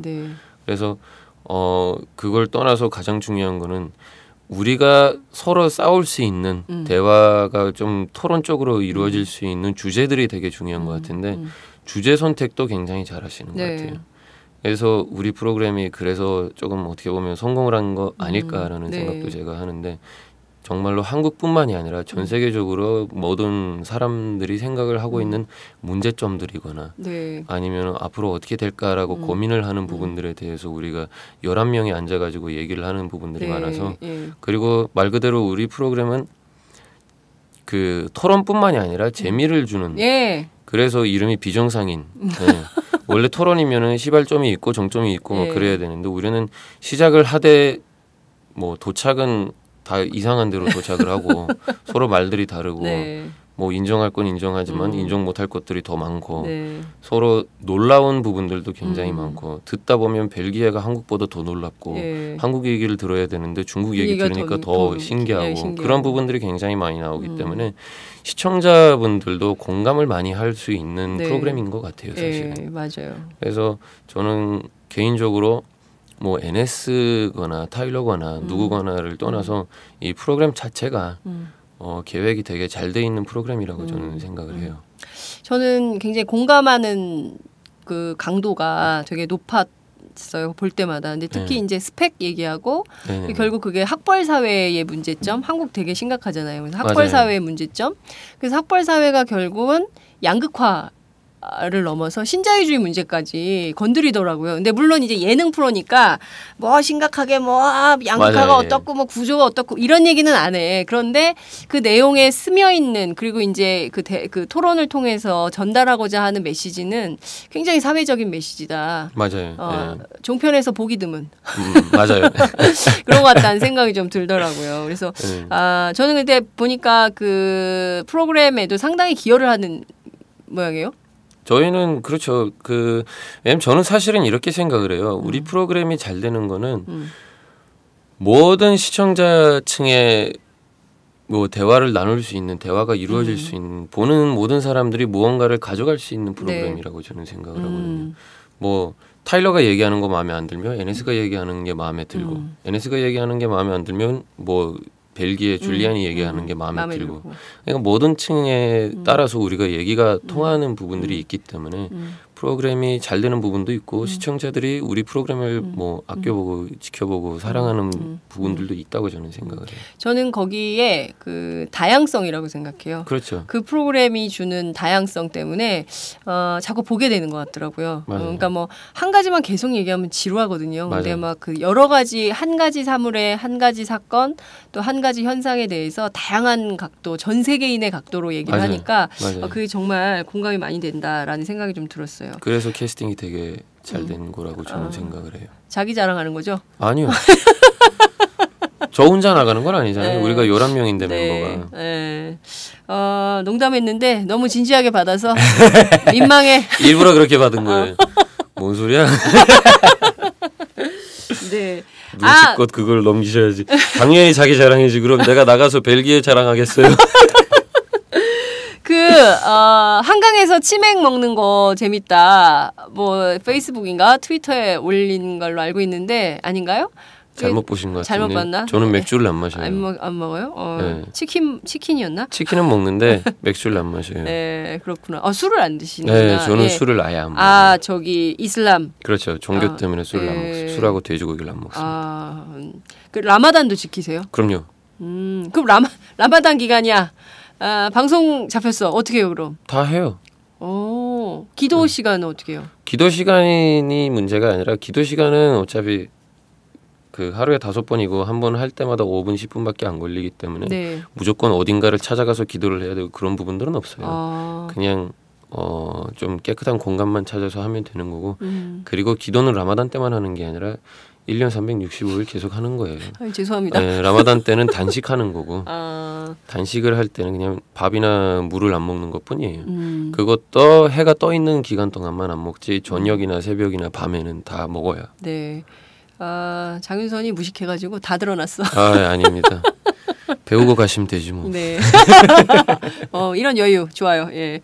제가 이 얘기를 왜 물어봤냐면 한국 문화 가운데 이건 진짜 좀 고쳤으면 좋겠다 이런 것도 있고 한국 문화 가운데 이건 정말 좋다 이거 터키로 수입해 가고 싶다 이런 것도 있을 것 같아요. 사실은 이런 얘기들이 굉장히 많이 나와요. 굉장히 많이 나오는데 외국 사람이다 보니까 뭐 사람들이 궁금해하는 것도 사실이고 그래서 저는 늘 얘기를 하지만 한국 문화와 터키 문화는 비슷한 점들이 굉장히 많아요. 근데 이제 술을 안 먹는 사람 입장에서 보기 때문에 술 문화가 조금 변해야 된다고 저는 생각을 해요. 근데 고쳤으면 좋겠다 정도는 아니고 조금 변하면 좋을 것 같다 정도인 거고 한국에서 술을 갖다가 문화를 만들었다는 것도 사실은 신기한 일이에요. 그래요? 네. 술을 문화로 만든다는 자체가 술을 갖다가 문화라고 부르는 나라는 아마 없을 거예요. 그래요? 전 세계 유일이구만. 그냥 술 한잔 하자 개념은 있어도 술을 갖다가 술 문화라고 얘기를 하는 그러니까 술 문화라고 하면은 모든 한국 사람들이 무슨 말인지 다 알아듣잖아요. 네, 맞아요. 네. 뭐 가서 먹고 죽자 2차 3차 뭐 이런 얘기들이 술 문화가 되는 건데 그냥 술은 그냥 드시는 건 드셔도 상관없어요.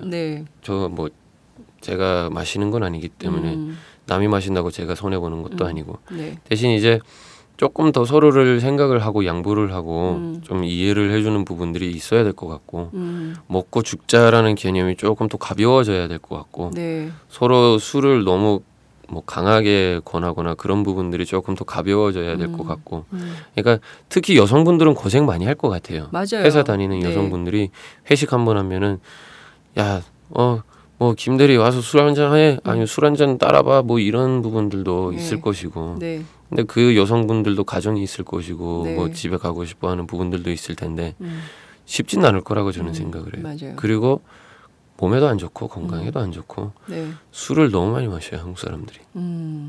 맞아요. 한국의 술 문화가 터키의 물 문화예요. 물 터키 문화? 사람들이 물을 그만큼 많이 마셔요. 아 그래요? 그냥 한국 사람들이 술을 물처럼 마신다는 얘기예요. 조금 더 줄여가지고 줄이셔서 좀 더 건강하게 사시면 더 좋지 않을까라는 생각을 근데 한국에서는 감히 제가 해봅니다. 한국에서는 뭔가 좀 진심 어린 대화를 하려면 뭐 술이 그러니까 있어야 사실은 된다. 그게 슬픈 거예요.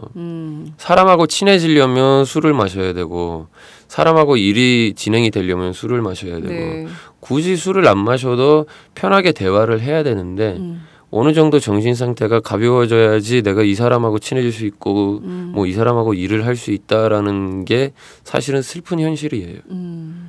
그러니까 굳이 술의 힘을 얻지 않고 그냥 자신 있게 서로 대화를 하면 똑같은 사람인데 사람 대 사람으로 대화를 해야 되는 부분들이 네. 있는 건데 네. 굳이 저도 사실은 그것 때문에 고생을 많이 했어요.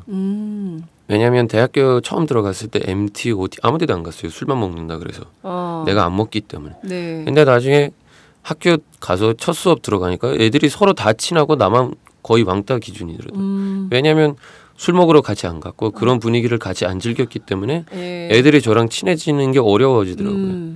맞아요. 그래서 그런 거죠.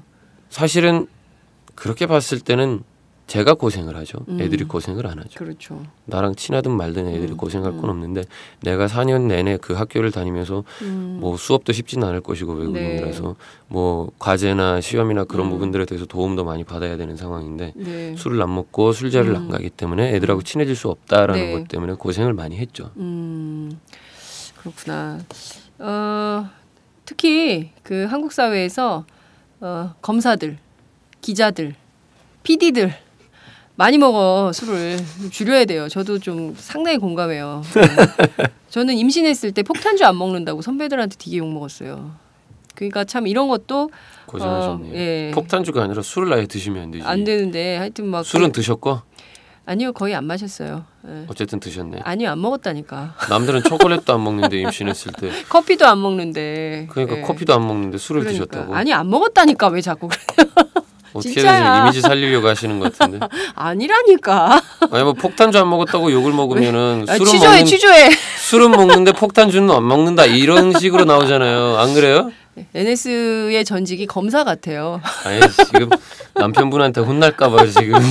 얼굴 빨개졌어. 네. 한국의 대표 음식 하면 짜장면 꼽는 사람들도 있는데 짜장면이 한국 음식 아니잖아요. 네. 그렇다고 중국에도 없다고 하더라고요. 그러니까요. 국적불명의 음식인데 일종의 한국 음식이 됐어요. 이런 것도 드세요? 아니요, 안 먹죠. 돼지고기가 들어있죠. 돼지고기가 들어있으니까 절대로 네. 안 먹는구나. 이런 거를 짬뽕을 먹어요. 거긴 해산물이 있으니까 매운 거는 괜찮으신가요? 매운 거는 잘 먹어요. 아 그렇구나. 고향 생각날 때는 어떻게 해요? 그럼 나 진짜 가고 싶다. 저는 사실은 중고등학교를 기숙사 생활을 했고 그리고 고등학교 졸업하자마자 한국에 왔기 때문에 네. 크게 뭐 향수병이나 엄마가 그립거나 엄마 음식이 너무 먹고 싶거나 그런 일들은 없었던 것 같아요. 어떻게 보면 좀 슬프긴 한데 이런 얘기하는 거는 네. 좀 슬프긴 한데 그래도 없었던 것 같고 그리고 제가 좀 적응력이 빨라가지고 네. 남의 나라가 내 나라 됐구나라는 생각을 할 때가 훨씬 많아요. 고향 생각 나서 가고 싶다라고 슬퍼하는 것보다 이제 여기가 내 나라 됐구나라는 생각을 할 때도 굉장히 많고 어찌됐든 터키는 내 나라이긴 하지만 내가 여기를 이제 적응을 했고 이 사람들하고 잘 어울려서 잘 살고 있다라는 생각을 많이 하기 때문에 이런 상황에서는 내가 좀 터키를 가고 싶다라고 생각을 한 적은 없어요. 사실. 물론 12년을 살면서 힘든 상황들은 굉장히 많았죠. 네. 굉장히 많았고 뭐 몸도 마음도 지쳐가지고 좀 휴식을 갖고 싶어서 터키를 가서 좀 쉬고 싶다라는 생각들은 할 때가 있었지만 정말로 힘들고 이제 좀 내 나라 가고 싶다 이런 생각을 한 적은 단 한 번도 없어요. 얼마 전에 터키 다녀오셨잖아요. 네네네. 지금 한 달 전쯤에 갔다 왔는데 엄마한테 욕 먹었어요. 왜요? 되게 짧게 왔다고. 며칠 갔다 오셨어요? 6일 갔다 왔어요. 그래 짧다. 남들은 부산도 안 가요 6일이면. 서울에서 부산도 안 내려가는데 네. 여기서 터키를 갔어요 제가. 네. 1년에 6일만 처음으로 그렇게 짧게 갔어요.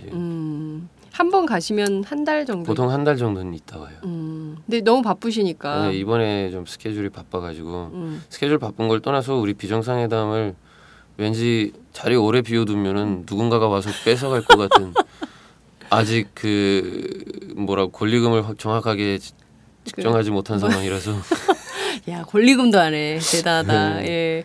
아니 근데 그 저기 뭐야 비정상회담도 비정상회담이지만 그 저 터키에서 인기가 어마어마했다면서요. 사실은 비정상회담 통해서 요즘 사람들이 많이 알게 된 부분들도 사실인데요. 네. 저희가 이제 2010년도에 그 영화 초능력자를 찍었을 때 네. 터키에서 뉴스에 나간 적이 있어요. 이제 터키 사람이 한국에서 영화를 찍었고 네. 뭐 그 영화 속에서도 터키어로 노래를 불렀고 네. 뭐 그런 부분들이 터키에서 뉴스에 나왔고 그리고 요즘 이제 한류 열풍이 전 세계적으로 많이 풀고 있으니까 네. 터키에서도 K-팬 해가지고 코리아 팬 사이트들이 굉장히 많아요. 그래요? 대표적인 사이트가 한 4개, 5개 정도 되는데 거기 합쳐서 이제 팬 수가 거의 지금 거의 30만 명 넘었다라고 하더라고요. 30만 명이요? 네, 30만 명 넘었다고 하더라고요. 네. 그래서 이제 저희 비정상회담도 정말 놀라운 일인데 네. 지금 우리가 나간 게 13회 정도 나갔는데 네. 거의 7회, 8회까지는 터키어 자막으로 다 나와 있어요. 터키에서? 터키어 자막으로 다 나와 있고 이야. 터키에도 NS뿐만이 아니라 네. 뭐 우리 타일러 팬도 있고 다니엘 팬도 있고 진짜? 네. 인스타나 뭐 이런 이제 SNS를 팔로우하면서 메시지 보내준다고 네. 우리 애들이 이제 뭐 일요일 날 만나면 야 터키 사람한테 메시지 왔는데 이러면서 보여주는 애들도 있고 그래서 우리 비정상회담 자체가 좀 인기가 있는 것 같아요. 요즘 터키에서. 그렇구나. 최근에 중국에서도 뉴스에 나오고 신문에 나왔다고 저희가 들었고 네, 네. 이제 국제적으로 잘 되는 프로그램이기 때문에 좀 돈 좀 올리겠죠. 출연료? 출연료? 종편이 출연료 짜다는 얘기를 들었긴 했어요. 짜진 않아요. 그래요? 괜찮아요? 먹고 살만해요. 먹고 살만해요. 좋네. 앞으로 새로운 작품은 또 어떤 거예요? 일단 비정상회담에 올인? 지금은 비정상회담에 올인인 상태죠. 네. 뭐 이제 여기저기서 연락 받고 뭐 CF가 엄청 게스트나 들어왔다고. 그런 걸로 많이 나가는 부분들도 있고 한데 고정으로 잡은 거는 현재는 뭐 나레이션, 영화 속의 나레이션 하나 잡은 뭐 네. 제가 이제 들어가고 이번에 네. 그리고 우리 비정상회담이 우리 지금 계속 올인할 예정이고요. 네. CF나 그런 거는 우리 애들 다 해요 조금씩. 네. 저뿐만이 아니라. 그런데 그 연기상을 받는 최초의 외국인이 되고 싶다라는 네. 얘기를 했어요. 그러면 이제 작품을 해야 되잖아요. 드라마나 그렇죠. 영화나. 그렇죠. 네. 섭외가 요즘은 없네요. 계속 이렇게 말을 하는데 네. 우리나라에 똑똑한 사람한테 40번 미쳤다고 하면 미친다는 말이 있어요. 계속 얘기를 하면 이루어진다는 말인데 네. 계속 얘기를 하는데 뭐 들어오는 게 없네. 아직 40번 얘기했어요? 여기서 바로 연기상 받고 싶습니다. 연기상 받고 싶습니다. 40번 갈까? 뭐 얘기는 여기저기서 하는데 뭐 물론 이제 외국인으로서 네. 역할들이 많지는 않잖아요. 한국에서 할 수 있는 역할들이 많지도 않고. 근데 이제 최근에 제가 영화 하나는 지금 작업이 끝났고 후반 작업 중이고요. 1월 달에 아마 나올 텐데 그걸로라도 좀 뭔가를 좀 주셨으면 좋겠다라는 욕심을 내고는 있는데 네. 과연 줄까라는 걱정도 되고 굳이 안 주셔도 크게 상관은 없고 어쨌든 제가 좋아서 하는 일이었고 즐겁게 촬영을 했기 때문에 영화만 잘 됐으면 좋겠다는 생각을 요즘 하고 있고요. 이제 은밀한 유혹이라고 아마 1월 달쯤에 방송이 될 텐데 네, 그 이제 은밀한 유혹이라고 얘기를 하면 사람들이 한 번씩 놀래요. 은밀하냐 이러면서 근데 영화 내용은 전혀 은밀하진 않고요. 네. 임수정 씨랑 유연석 씨 그리고 이제 네. 뭐 박철민 선배님이나 예. 이경영 선배님이랑 같이 나온 영화고요.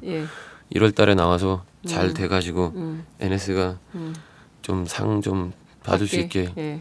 듣는 사람들 듣고 계신 분들 영화를 좀 잘 좀 봐주시고 많이들 사랑해 주시고 NS 얘기 많이 좀 해주세요. 슬쩍 거리 내리고.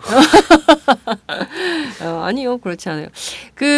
저는 본인 스스로도 나는 좀 보수적이다라는 얘기를 하는데 정말 보수적이에요? 저는 사실은 그렇게 많이 보수적이라고 생각을 하지는 않아요.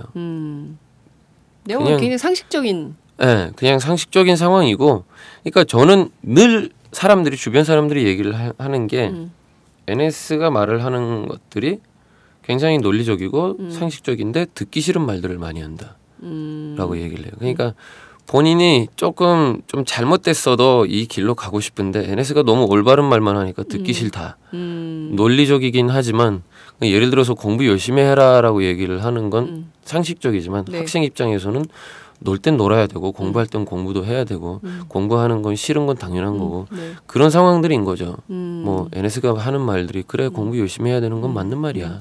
근데 나 게임도 하고 싶다. 게임이 더 재밌다. 이런 식으로 생각을 하는 거죠. 그리고 보수적이라기보다는 모르겠어요. 저는 NS가 너무 보수적이다라고 생각하진 않아요. 요즘 세상이 너무 개방적이다라고 생각을 해요. 물론 이제 뭐 전 세계 사람들을 욕할 수 있는 건 아니지만 탓할 수 있는 것도 아니지만 이 속도로 가면은 10년, 20년 있다가 어떻게 될까라는 생각도 한 번씩 들고 조금 더 지킬 건 지켜야 되지 않을까라는 생각도 해요, 사실은. 네. 저희가 오늘 NS카야 씨 모시고 무려 1시간가량 얘기를 했는데요. 끝으로. 벌써 1시간 됐네요. 예, 벌써 1시간 됐어요. 금방 갔죠? 예, 그러네요. 예, 제가 재밌게 해드리니까 좋죠. 과연 그런가요? 제가 재밌었던 건가요? 기자님이 재밌었던 건가요? 예, 토론자로서 아주 훌륭하네. 아닙니다. 재밌었어요. 네. 네. 끝으로 오마이뉴스에서 만드는 장윤선의 팟짱 이 청취자들에게 끝으로 한 말씀 부탁드립니다. 예, 일단 오늘 그렇게 재밌게 해주셔서 대단히 감사하고요. 앞으로도 좀 잘 되셨으면 좋겠고 시작한 지 얼마 안 됐다고 얘기를 하시는데 잘 되셨으면 좋겠고 네. 그리고 오마이뉴스뿐만이 아니라 시청자 여러분들이 이걸 듣는 분들이 이제 들으시는 분들이 조금 더 외국인에 대한 시선들이 조금 더 긍정적으로 좀 변했으면 좋겠고요. 요즘 이제 뭐 비정상회담이나 다른 프로들 통해서 외국인들이 많이 나가기를 시작을 했는데 네. 요즘 이제 글로벌한 세계고 네. 세상이 많이 좁아졌고 작아졌기 때문에 이 지구도 많이 좁아졌다고 저는 생각을 하는데 네 땅이냐 내 땅이냐를 따질 필요 없이 조금 더 서로를 사랑하면서 좀 살아가면 더 편하지 않을까라는 생각을 하거든요. 그래서 조금 더 사람들이 한국 분들이 외국인들에 대한 애정과 그런 부분들을 조금 더 마음을 열어주셨으면 좋겠고요. 네. 우리 비정상회담도 많이 사랑해 주시고 네. 모든 걸 다 떠나서 NS카야를 많이 좀 사랑해 주세요. 결국엔 내 얘기야. 네, 나만 잘 되면 됐지 뭐. 네, 감사합니다. 네, 고맙습니다. 예. 네, 지금까지 방송인 NS카야 씨를 만났습니다. 안녕하세요, 오연호입니다. 장윤선의 팟짱 여러분 어떻게 듣고 계십니까? 저는 지금 우리도 행복할 수 있을까 단행본 출간 기념으로 전국 순회 강연을 하고 있는데요. 저도 고속도로를 달리면서 장윤선의 팟짱을 즐겨 듣고 있습니다. 네, 여러분이 함께 하시는 이 장윤선의 팟짱은 10만인 클럽 회원 여러분의 후원으로 더욱더 알차게 꾸려질 수 있습니다. 월 10,000원 여러분 함께해 주십시오. 감사합니다.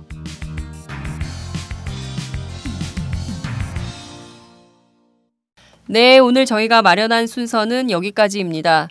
금요일 어떻게 여러분들의 귀가 말랑말랑해지셨는지 모르겠습니다. NS카야와 함께한 시간 정말 재미있었는데요. 여러분들도 좀 금요일이니까 주말에 있는 아름다운 삶이 되시기를 바랍니다. 저희 팟짱 토요일 방송도 준비를 해놓고 있습니다. 토요일에는 살짝 오후 늦게 저희가 업데이트를 할 예정입니다. 그 방송도 챙겨서 들어봐 주시면 좋겠습니다. 네, 그리고 오늘은 팟짱의 자매 방송 사이다 사는 이야기 다시 읽기가 업데이트 됩니다. 꼭 들어주세요. 귀가 말랑말랑. 우리들의 사는 얘기들에 대해서 즐겁고 재밌는 이야기가 펼쳐지니까 여러분들 요것도 꼭꼭 챙겨서 들어주시면 감사하겠습니다. 그리고 팟짱은 10만인 클럽 회원들의 소중한 후원으로 제작이 됩니다. 어떻게 가입하는 거냐 묻는 분들이 꽤 많으세요. 02-733-5505 02-733-5505 그리고 내선 번호 274번으로 하시면 됩니다. 여러분의 소중한 후원 늘 감사한 마음으로 받고 있습니다. 여러분 감사합니다. 편안한 주말 되십시오. 감사합니다.